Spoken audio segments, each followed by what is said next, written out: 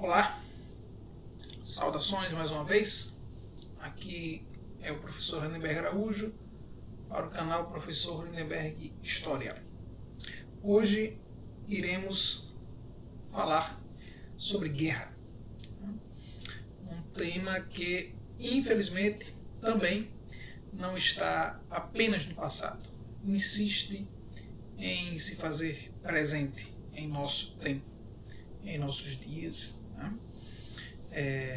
Quero ressaltar que para quem está vendo esta aula, é importante que tenha visto a aula que já está no nosso canal com o tema imperialismo ou neocolonialismo, certo? É muito importante estabelecer as conexões entre fatos ocorridos no final do século XIX e início do século XX, envolvendo os países que estarão diretamente envolvidos na Primeira Guerra Mundial, tá certo? Um tema extremamente importante, muito presente nas provas do Exame Nacional do Ensino Médio, Enem, portanto, uma aula fundamental para quem gosta de história, para quem estuda história, ok? A primeira questão é Primeira Guerra Mundial, certo? Entre 1914 e 1918. Alguns materiais, alguns livros vão apresentá-la como terminando em 1919, tá bom? Questões mais burocráticas, mas os conflitos de fato foram até o ano de 1918. Primeira Guerra Mundial. Cuidado. Nem foi a primeira guerra, nem envolveu todos os países do mundo, tá certo? Às vezes as pessoas tendem a refletir desta forma. Há uma guerra na qual todos os países do mundo participaram. Não. Primeiro que a guerra sempre fez parte da história das civilizações. Todas as sociedades humanas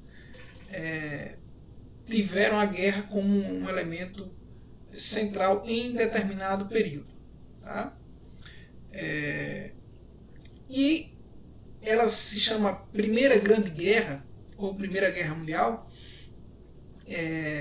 porque ela, apesar de não ter envolvido todos os países do mundo, naturalmente, mas por seu aspecto econômico, ela envolveu as principais potências econômicas do mundo naquele momento.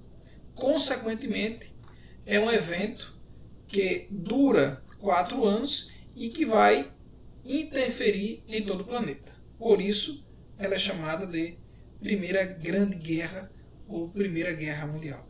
Tá bom?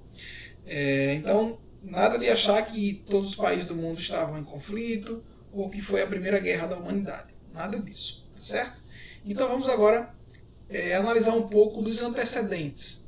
É muito provável que a gente não conclua, no caso, eu não conclua o raciocínio nesta aula. Então, provavelmente nós teremos mais uma segunda ou terceira aula também sobre esse tema. Tá certo? Vamos ver então como era a Europa antes. Mas aqui uma imagem das trincheiras e aqui uma metralhadora de repetição, tá? Que passa a ser uma arma extremamente poderosa, letal e conhecida do mundo inteiro durante a Primeira Guerra Mundial. Tá certo? Extremamente mortal para a época.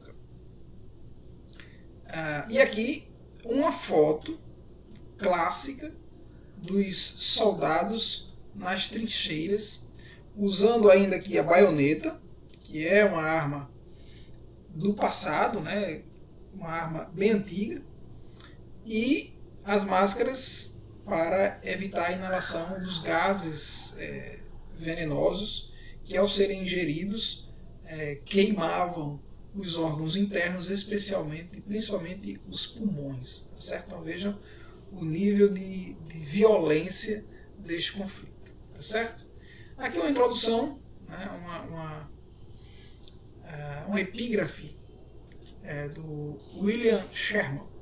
Ele diz o seguinte: somente aqueles que nunca deram um tiro, nem ouviram os gritos e os gemidos dos feridos, é que clamam por sangue, vingança e mais desolação. A guerra é o inferno. certo? É uma reflexão sobre quem viu a guerra de perto, certo? Quando nós estamos em sala de aula, que discutimos Primeira e Segunda Guerra, alguns alunos ficam empolvorosos, querendo, alguns até desejando uma Terceira Guerra Mundial, certo? E a mensagem que a gente traz é que estes temas devem cada vez mais ficar no passado. Que nós tenhamos cada vez mais um mundo de paz, de respeito mútuo, em que as diferenças entre as distintas sociedades humanas sejam resolvidas com base no diálogo e no respeito às diferenças, certo? Inclusive, naquele ano de 1914, vejam só vocês, quando a guerra foi declarada, as pessoas comemoraram. A Europa, antes da guerra, viveu meses e meses de festa, porque entrariam em guerra, porque se acreditava que seria uma guerra rápida, se acreditava que em função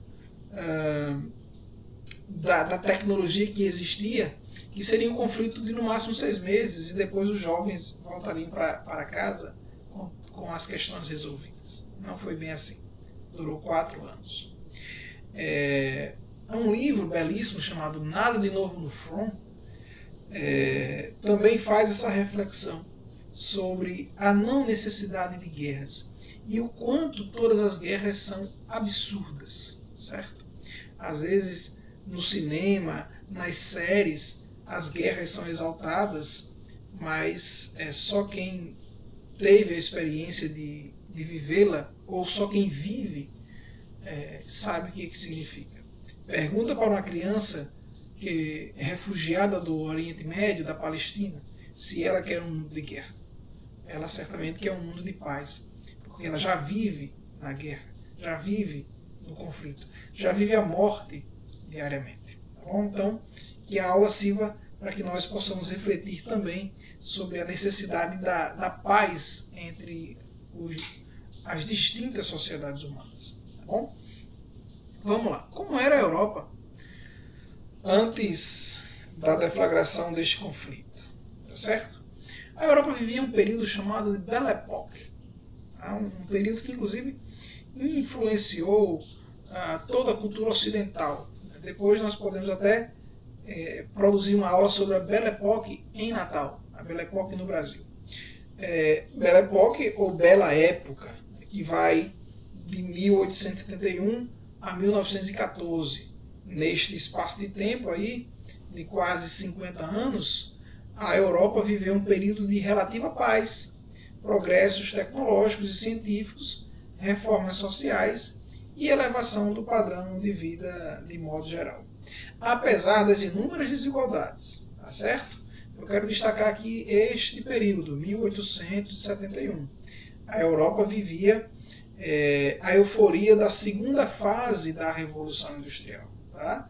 Então, era um mundo novo, moderno, tecnológico, veloz e de muito glamour, porque você tinha uma Europa enriquecida, certo?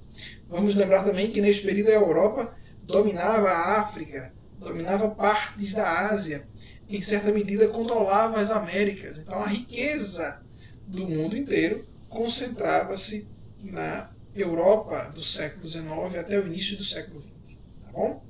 Aqui a imagem do Toulouse-Lautrec, a dança no Moulin Rouge, retrata um pouco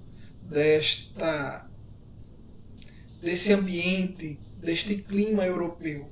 Certamente que quem usufruía desta tranquilidade, desse requinte, desse luxo, eram as elites, era a burguesia, eram as classes médias. Vamos lembrar que a classe trabalhadora europeia era extremamente explorada ainda, apesar dos avanços. Certo?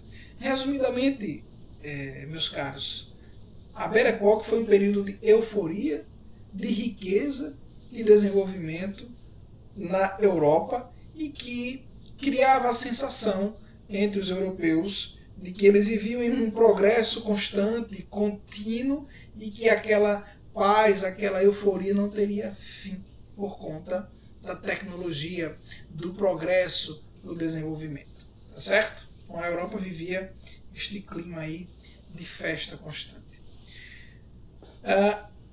Por outro lado, crescia o nacionalismo. Atenção para este aspecto, extremamente importante para compreendermos o século XX. Este nacionalismo é a exaltação das questões nacionais, certo? A Europa já estava consolidando as suas fronteiras, então o alemão sabia o que de fato era ser alemão, o francês era distinto do inglês, o português era distinto do espanhol, o italiano era distinto do holandês. Então, você tinha na Europa, além da delimitação mais clara das fronteiras, vamos lembrar que é um continente relativamente pequeno e que os países têm fronteiras muito próximas, né? Mas este sentimento de valorização da nação, da pátria, da cultura, do seu país, do seu território, crescia entre os europeus. Então, o nacionalismo inglês, o nacionalismo francês, alemão, belga, austro-húngaro, russo, eslavo. Então, todas essas nacionalidades se fortaleciam e, em certa medida, se rivalizavam. Tá certo? Como até hoje nós temos rivalidades nacionais no continente europeu. Tá certo? Alguns desses países europeus, especialmente os mais enriquecidos em função da Revolução Industrial, e aí vamos falar de Inglaterra, França, Itália, Alemanha, Bélgica, Holanda, estes países eles buscavam novos mercados consumidores e que pudessem fornecer matérias-primas. E aí nós voltamos à aula, cujo tema é o imperialismo. Quem ainda não viu a aula, dá uma conferida lá, certo? Então, crescia cada vez mais entre as potências europeias a necessidade de buscar pessoas que pudessem consumir os seus produtos, mercado consumidor, e países que pudessem fornecer matéria-prima para a sua indústria. Então você tinha a indústria inglesa muito poderosa, a indústria francesa muito poderosa, a indústria alemã e italiana se desenvolvendo e a pleno vapor, a indústria belga, a indústria holandesa. Você tinha mercados industriais em disputa dentro do continente europeu. Estas disputas são muito importantes para compreender a Primeira Guerra Mundial. Tá certo? Em paralelo a esta paz, como os países, os estados, os governos estavam enriquecidos, ocorre um forte investimento bélico em armas, o que anunciava a proximidade de um possível conflito. Certo? Este período ele é chamado também de paz armada. Estava tudo muito bem, estávamos todos em festa, mas os países promoveram uma verdadeira corrida às armas, que nós chamamos de corrida armamentista, período de paz armada. Eram todos amigos, mas pelas costas cada um escondia as novidades em armamentos daquele período. Certo? Muito importante este aspecto. Então, resumidamente, a Europa vivia em festa, mas em paralelo se armava, porque as disputas econômicas eram muito intensas. E atenção, não caia nessa historinha de afirmar que a Primeira Guerra Mundial foi movida exclusivamente por questões nacionais, por rivalidades nacionais. Aluno do professor Lindenberg Araújo sabe que o que motiva a Primeira Guerra Mundial, de fato, são os conflitos econômicos entre as potências capitalistas do início do século XX.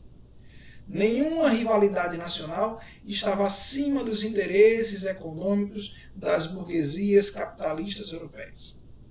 Nenhuma outra questão estava acima disso. Então, tanto a Primeira e já antecipando a Segunda Guerra serão motivadas essencialmente por questões econômicas resultantes dos conflitos industriais e imperialistas do século XIX. Ok? Anota isso aí.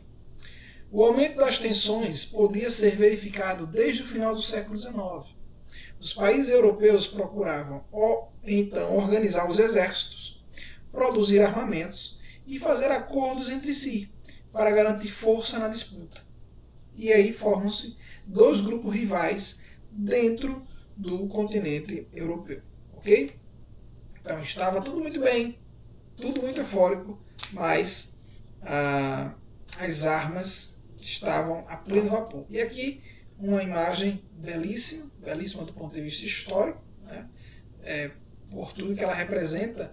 Veja a monumentalidade dos caminhões-tanque, tá?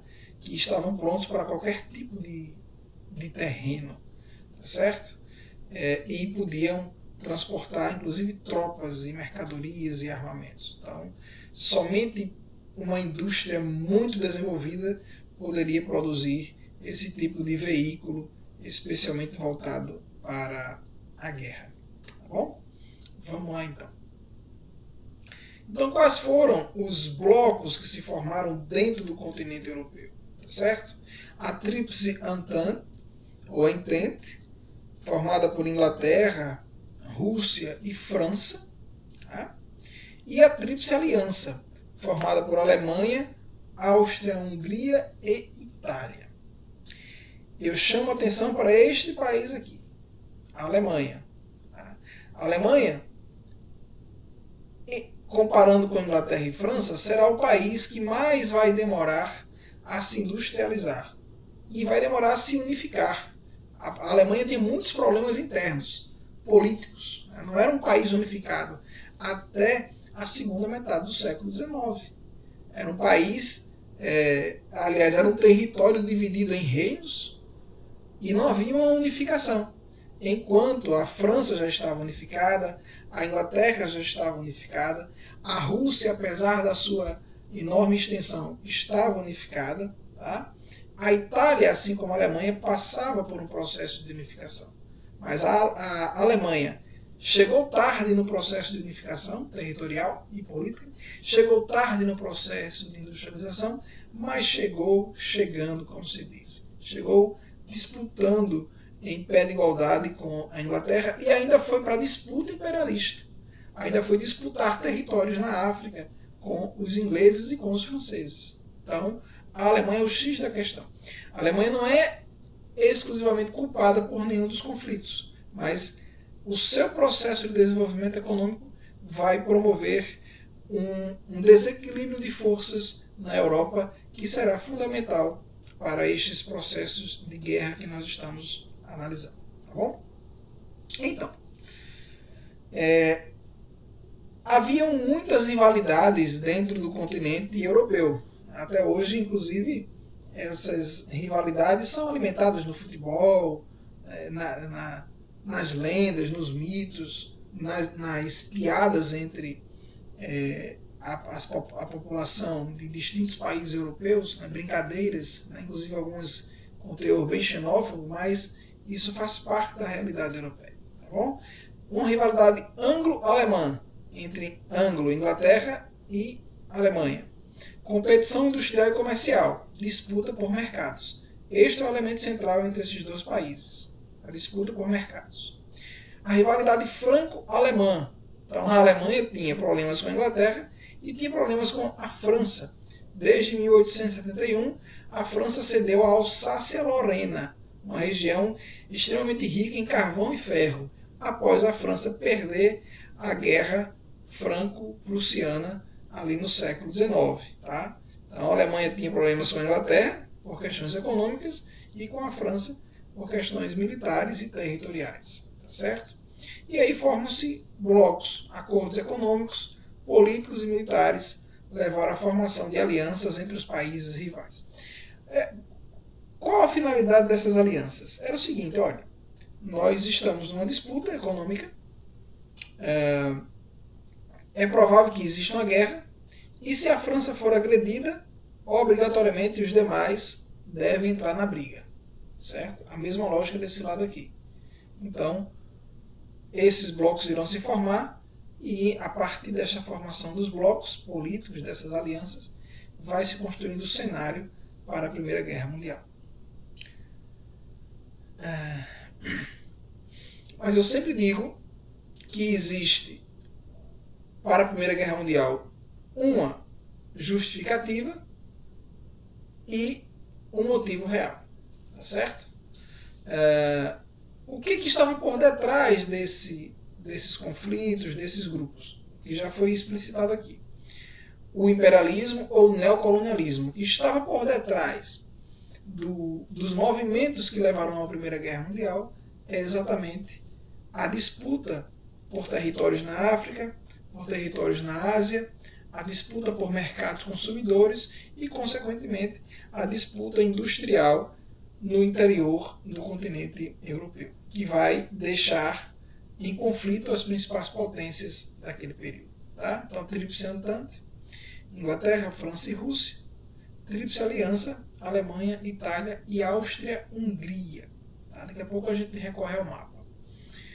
A Alemanha e a Inglaterra disputavam mercados consumidores.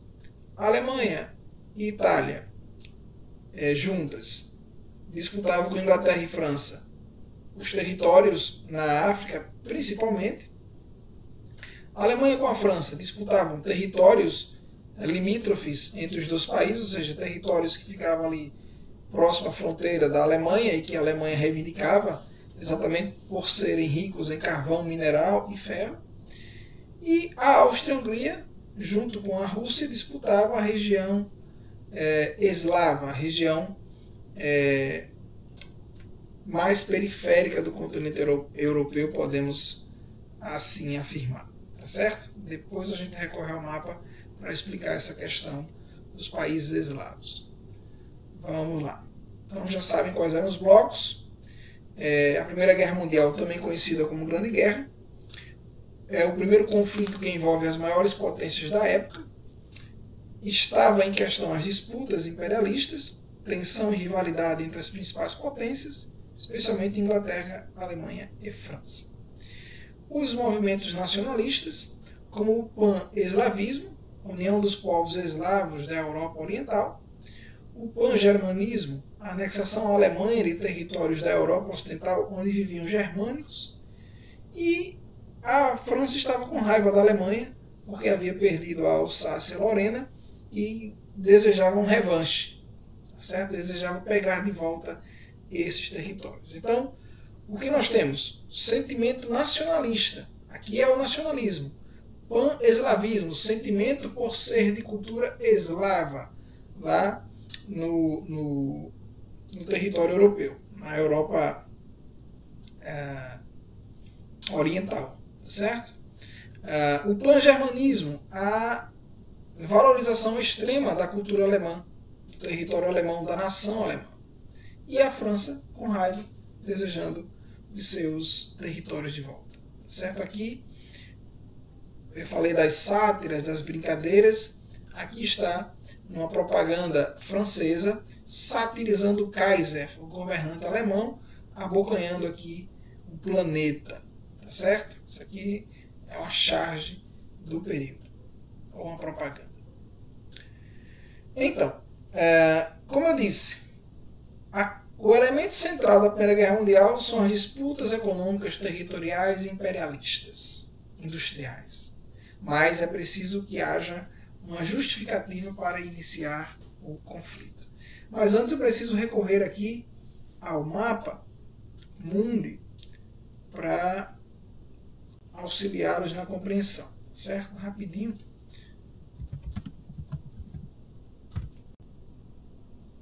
Para que vocês tenham uma ideia mais clara das regiões que nós estamos falando aqui.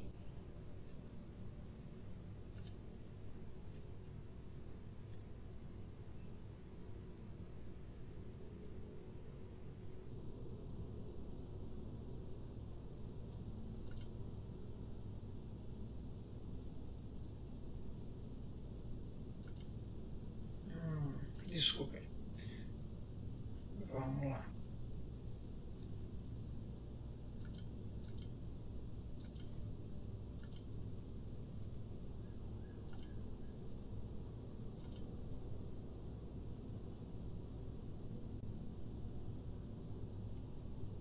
Que coisa difícil achar um mapa, meu Deus do céu. Vamos voltar à nossa aula. Depois a gente volta ao mapa. Aqui. Tá aqui. Então.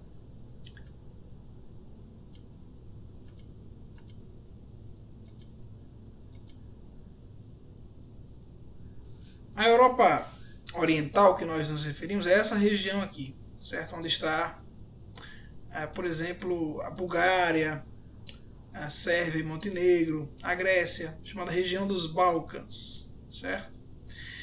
Esta região ela era disputada pelos russos e pelos austríacos, certo? Austríacos que tinham o apoio da Alemanha e a Rússia que tinha o apoio da Inglaterra e da França, certo?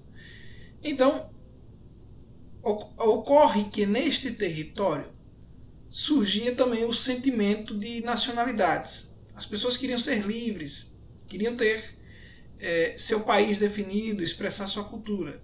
E esse território era disputado por Áustria e por Rússia. Naturalmente que irão existir dois lados aqui também. Aqueles que irão desejar a interferência da Áustria e aqueles que irão desejar a interferência da Rússia nessa região aqui. Tá certo? Esse é o sentimento de nacionalismo eslavo. E essas disputas vai criar o ambiente para iniciar a Primeira Guerra Mundial. Ok? Vamos voltar aqui. O que vai determinar o início da Primeira Guerra Mundial? O assassinato do arquiduque Francisco Ferdinando. Quem era Francisco Ferdinando? Ele foi o herdeiro do trono austro-húngaro, tá certo? Sua esposa Sofia também foi assassinada em Sarajevo, capital da Bósnia, no dia 28 de julho de 1914, tá certo? Quem matou o herdeiro do trono austro-húngaro na Bósnia foi o Gravilo Príncipe, estudante sérvio, membro do grupo armado Mão Negra, que lutava pela unificação dos territórios que continham sérvios, ou pan-eslavismo, certo? O que acontece? O Francisco Ferdinando, herdeiro do trono da Áustria, vai visitar Sarajevo, capital da Bósnia, e faz um passeio público, certo? O problema, como eu já disse anteriormente, é que esta região era disputada também pela Rússia. E dentro dessa região existia o sentimento de nação. Então, com grupos armados.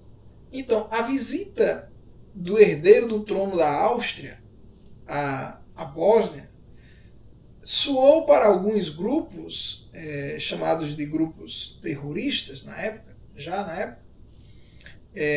soou como uma afronta.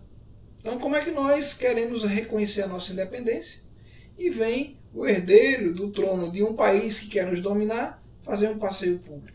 Inclusive, o Francisco Ferdinando foi alertado do perigo que ele corria ao percorrer as ruas de Sarajevo em carro aberto. Inclusive, ele chegou a visitar hospitais, escolas neste dia, mas foi alvejado por Gravilo Príncipe, membro de um grupo armado, e este assassinato vai motivar, portanto, o início da Primeira Guerra Mundial.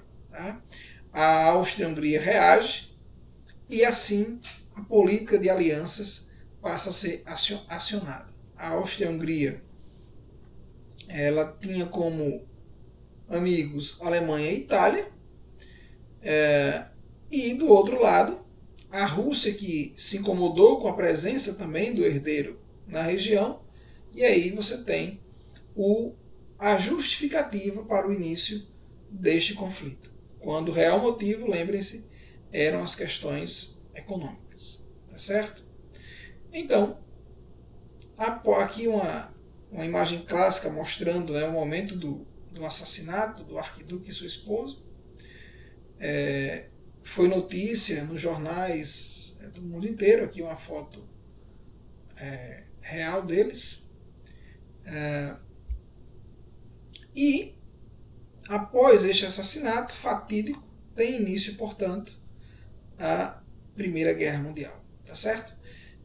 Nós vamos parar neste ponto para darmos continuidade na aula seguinte, já falando dos acontecimentos da Primeira Guerra Mundial. Ok? Nesta aula fica determinado, portanto, o clima europeu antes da Primeira Guerra Mundial, o que de fato vai motivá-la, que são as disputas econômicas imperialistas envolvendo as principais potências europeias, de um lado Inglaterra, Rússia e França, do outro Alemanha, Áustria-Hungria e Itália, certo? Esses dois blocos disputando territórios, mercados consumidores, mercados fornecedores de matéria-prima, irão, em função também das questões nacionalistas, o nacionalismo estava em ascensão no interior da Europa, tá certo? Então, outro aspecto importante, nós ainda iremos abordar este tema, mas a Revolução Russa vai ocorrer juntamente com a Primeira Guerra Mundial no ano de 1917.